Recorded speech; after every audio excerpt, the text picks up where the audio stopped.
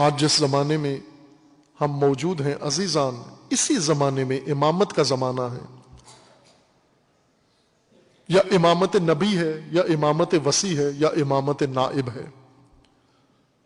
ظاہر درجے ہیں، اب غیر معصوم نائب معصوم کے برابر تو نہیں ہو جاتا، جس طرح سے معصوم امام نبی کے برابر نہیں ہو جاتا، جس طرح نبی اللہ کی طرف سے منسوب ہو تو اللہ کے برابر نہیں ہو جاتا۔ اللہ نے رسول اللہ کو منسوب کیا تو رسول اللہ کے برابر نہیں ہو گئے۔ رسول اللہ نے علی کو منسوب کیا اللہ کے حکم سے تو علی رسول اللہ کے برابر نہیں ہو گئے۔ اسی طرح اگر علی نے مالک اشتر کو منسوب کیا مصر کی زعامت کے لیے تو مالک اشتر علی کے برابر نہیں ہو گئے۔ برابری نہیں آتی اس سے، اپنی جگہ پر درجہ ہے ہر ایک کا۔ نائب کا نیابت والا درجہ، معصوم کا عصمت والا درجہ، نبی کا نبوت والا درجہ، اور اللہ کا الوہیت والا درجہ۔ اللہ کے درجے میں تو کوئی بھی نہیں جا سکتا۔ یہ تو نہیں کہہ سکتے کہ اگر اللہ نے منسوب کر دیا تو بس نعوذ باللہ وہ اللہ ہے۔ یہ گمراہی ہے، یہ شرک ہے، یہ کفر ہے۔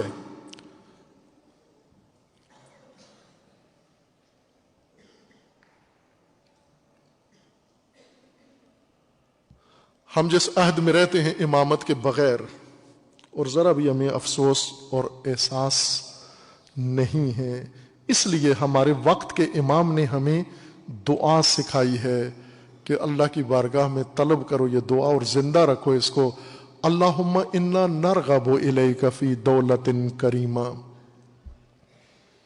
تعز بہل اسلام و اہلا۔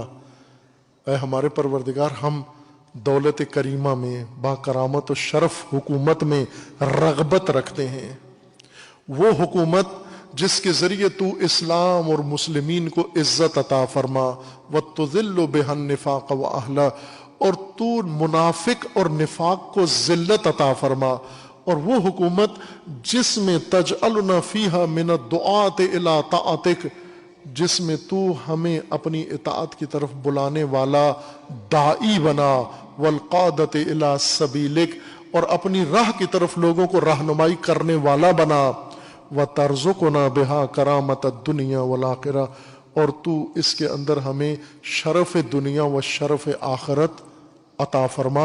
اس دولت کریمہ کے ذریعے شرف دنیا و شرف آخرت حاصل ہوتا ہے۔ اس دولت کریمہ کے بغیر فقط ذلت ہے، خاری ہے اور رسوائی ہے۔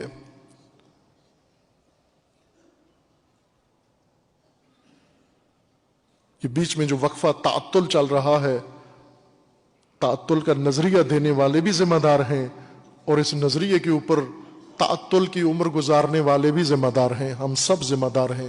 کیوں معطل ہے نظام امامت؟ اگر امام معصوم نہیں ہے، حکمت الہی نیابت کی حکومت تو کر سکتے ہو قائم، اور یہی تمہارا فریضہ ہے، یہی مہدویت ہے۔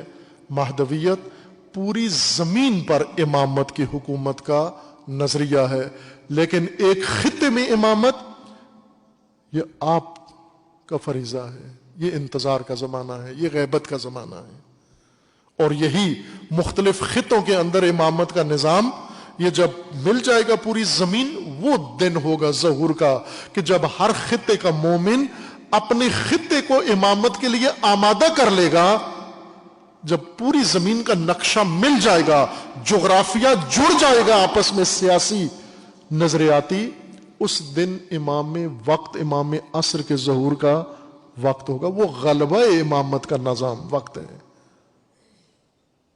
نہ کہ آغاز امامت، کہ اس دور میں ہم طاغوتوں کے زیر سایہ لطف اندوز ہو لیں، پھر آخرت میں ثواب و تبرک بھی حاصل کر لیں گے، امام آئیں گے اور ان کے پیچھے نماز بھی پڑھ لیں گے اور ان کی زیارت بھی کر لیں گے، اور یہ طاغوتیت اس کے اندر تھوڑی سی برکت بھی آ جائے گی۔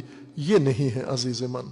مومن کی زندگی آغاز سے انجام تک فقط اللہ کے نظام کے تحت گزرنے کے لیے اللہ نے جائز قرار دیا ہے۔ دوسری کوئی شک اللہ نے نہیں رکھی، ہم نے خود انتخاب کی ہوئی ہے، اور جن کے نظریے سے، جن کے فتووں سے یہ نظام، یہ صورتحال بنی ہے، وہ ذمہ دار ہیں اس کے. اس لیے جو تفسیر بھی دین کی کرو گے اس تفسیر کے تباہ کن نتائج بھی نکل سکتے ہیں. ممکن ہے دین کی اور امامت کی ایسی تفسیر کرو کہ 1200 سال تک مومن طاغوتوں کے سائے میں زندگی بسر کرتے رہیں. ممکن ہے دین کی کسی شک کی، کسی حکم کی ایسی تفسیر کرو کہ نسلوں کی نسلیں فرعونوں کے غلام بن جائیں. لہذا دین کی تفسیر کرتے ہوئے بہت دھیان رکھو، خیال رکھو کہ ایسا نہ ہو کہ نسلوں کو اللہ سے دور کر کے طاغوتوں کا بندہ بنا دیں. دھیان رکھو دین کی تفسیر کرتے ہوئے.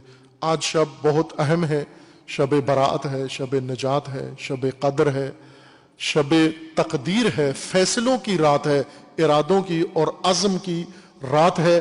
اور انشاءاللہ احیاء میں سب کی شب گزرے، لو و لعب میں نہ گزرے، بات چیت میں نہ گزرے اور سرگرمی میں نہ گزرے. یہ رات عبادت میں اور اللہ کی بارگاہ میں التجا میں. اور آج شب جو تقدیر، چونکہ شب ولادت منجی انسانیت ہے، نجات دہندہ کی شب ہے، تو آج شب اپنی تقدیر میں اللہ سے امامت منظور کروا لیں انشاءاللہ کہ خداوند تبارک و تعالی پوری زمین پر اور ہمارے اس مملکت عزیز میں خداوند تبارک و تعالی ہمیں امام.